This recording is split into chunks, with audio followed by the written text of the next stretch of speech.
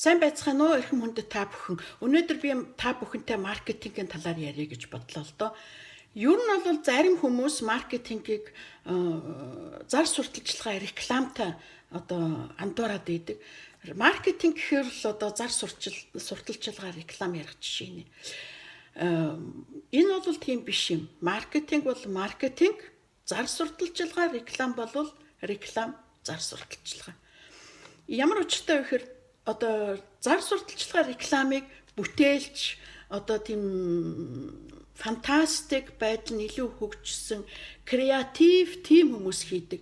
Энүүнд бол креатив бүтээмжтэй байдал маш өндөр нөлөөлж шинийг санаачилж тэгж зар сурталчилгаа рекламыг хийдэг байхад маркетинг бол тийм биш. Маркетинг бол ямар нэгэн аж ахуйн нэгж болон компаниуд жишээлбэл хувь хүнч байж болно. Ямар нэгэн ашигын бус байгуулагч хүртэл маркетинг хэрэгтэй. Маркетинг хэрэггүй юм гэж юу н баргалж байхгүй.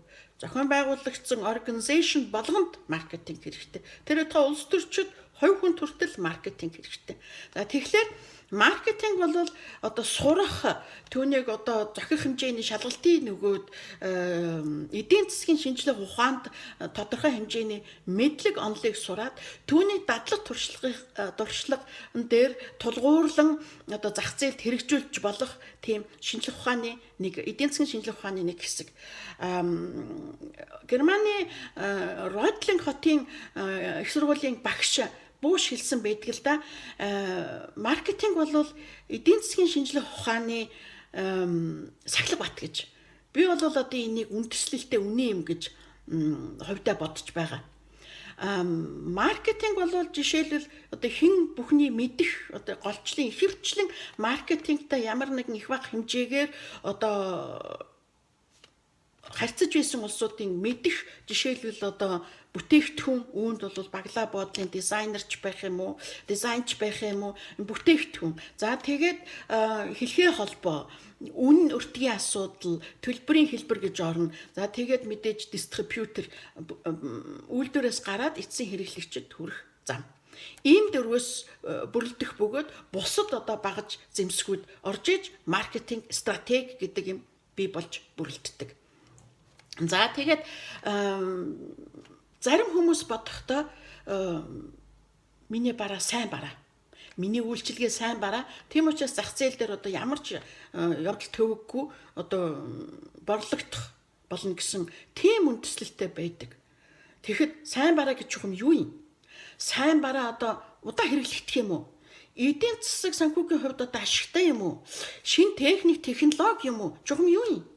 Энийг бол тэр үйлчилгээ гаргаж байгаа болон хэрэгжүүлж байгаа болон тэр бүтээгдэхүүнийг үйлдвэрлэж гаргаж байгаа газар шийдэхгүй. Энэ үнэхээр сайн бараа юу? Энэ хэрэгтэй юм уу? Хэрэглээ хангаад байгаа юм уу?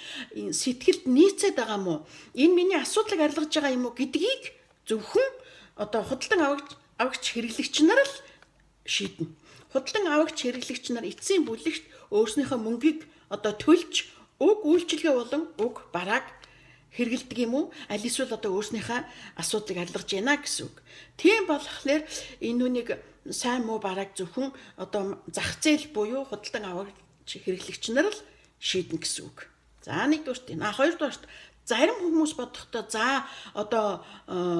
ашиг орлого бага байна. Тийм учраас бүтээгдэхүүний илүү борлуулах хэрэгтэй.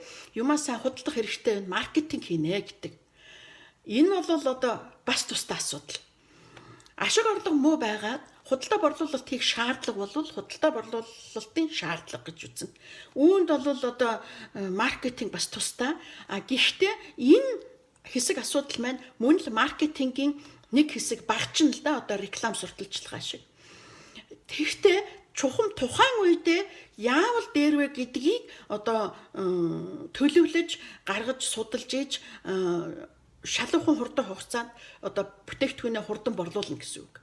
Хэрвээ маркетингийн тал дээр авч үзэх юм бол маркетинг гэдэг чинь урдаар судална, хэрэглэгчтэй судална, хэрэглэгчдийнхээ өөрчлөлтийг судална, тэдний хэрэгцээ юу вэ гэдгийг олон талаас нь судалж үзчихээж тэгээд стратеги боловсруулж тэгжээж худалдаа юм үйлчилгээгээ явуулах бүтээгдэхүүнээ үйлдвэрлэнэ гэсэн үг. Түүнээс биш за одоо орлого муу байгаа юм чи маркетинг явуулна гэдэг бол бас нэг алдаатай хэсгэлтэй. За түүнээс гадна бас дараагийн асуудал юу аж таарах вэ гэхээр маркетинг маань одоо чухам яг хэнд хэрэгцээтэй юм. Тийм ээ? Ямар зах зээлд хэрэгцээтэй юм гэдг нь их онцлогтой. Манайд бол одоо маркетинг бол маш их онцлогтой. Зарим одоо ихэнх тохиолдолд гэж би хэлье л да. Гадаадаас авчирсан ямар нэгэн онол юм уу, гадаадаас авчирсан дадлаг туршлаган дээр үндэслэлсэн маркетингийн стратегийг манай Монголд хэрэгжүүлэх гэж одоо их хэмжээний хөрөнгө мөнгө зарцуулах, их хэмжээний цаг хугацаа, хүч зарцуулж тэрүүнийг одоо зүтгүүлэх тийм нүсэр одоо үйл ажиллагаа болоод ийлдэ зарим аж ахуй нэгж компаниуд дээр. Энэ бол буруу юм. Яагаад гэвэл маркетинг гэдэг юм миний ойлгож байгаагаар бол өөрийн гэсэн онцлог нь юу байх вэ гэхээр тус орон, тус улс, аль эсвэл хот тосгон суурин газар өөрийн одоо туулж өнгөрүүлсэн зам, өөрийн одоо соёл, түүх, мөн соёл иргэншил, шүтдэг одоо шүтлэг нь, ёс заншил нь, за тэгээд мэдээж хэрэг одоо ажил хийх арга барил нь, бизнесийн культур энэ болгоно нь бүгдээрээ тэр зах зээлийн онцлогийг бүрдүүлдэг. Тэгэхээр зах зээл болгон өөр гэсэн онцлогтой байх нь шүү дээ. Тэгэхээр энэ онцлогт тохирсон маркетинг стратегийг боловсруулж түүнийг хэрэгжүүлэх ёстой. Түүнээс биш хаа нэгэн газараас одоо хуулж авчирсан маркетинг хэрэгжүүлнэ гэхэд их хэцүү.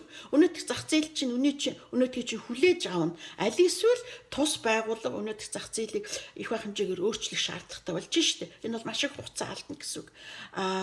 Тэгээд бас нэг манай Монголын нэг онцлог сайхан тал нь юу вэ гэж авч үзэх юм бол манай Монголын зах зээлийн хэрэглээ их тэс өөр. Ямар өөр байх вэ гэхээр одоо бусад Азийн орнуудыг бодоход манай Монголын зах зээлийн хэрэглээ нь юугаараа ялгаатай юм бэ гэвэл одоо чанартай, сайн юм дуртай. Одоо ихэнх Азийн орнуудын өөрснийх нь туулж өнгөрүүлсэн замнал нь юу вэ гэхээр одоо энэ миний л хэрэгцээг хангаж байвал болоо гэдэг. Энэ дээр юу гэсэн үг вэ гэхээр чанарыг бол одоо баг авч хилцээд аль болохоор миний л хэрэгцээг хангаж байвал одоо би өлсөхгүй байвал энэ хоолыг худалдаж аваад идэнэ. Би даарахгүй тулд энэ хувцсыг өмснө. Аль эсвэл нүцгэн явахгүй тулд би одоо энэ хувцсыг авч өмснө ч гэдэг юм уу. Миний гэр орон бол одоо болж байна гэж үзэх жишээний их их тохиолдолд. Тэрэндээ одоо бүр одоо дадаад ингээд сууршаа тэр нь одоо бүр үндэс суурьнд нь орцсон байдаг.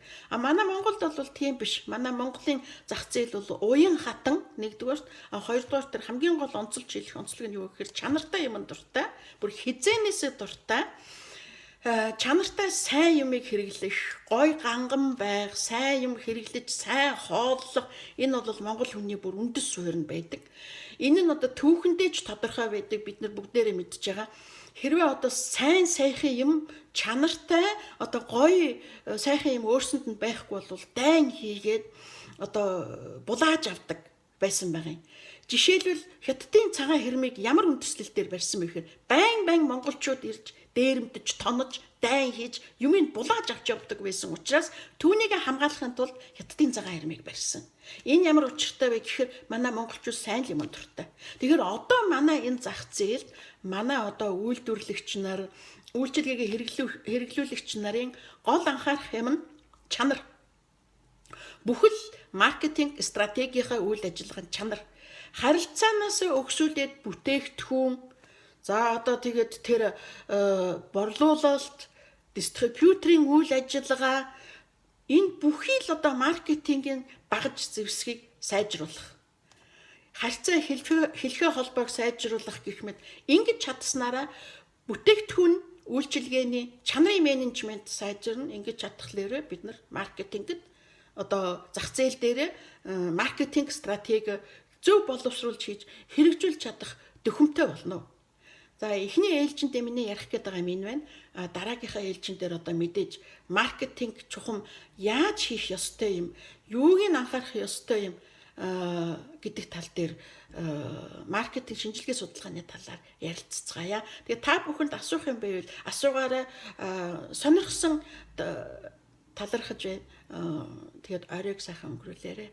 Цагийн зөрөөгөөс болоод жоохон өөр цагт яваад энэ гэхдээ яг мэдээж ухраагаад ч юм уу дараа нь үзэж болно. За баярлалаа та бүхэнд.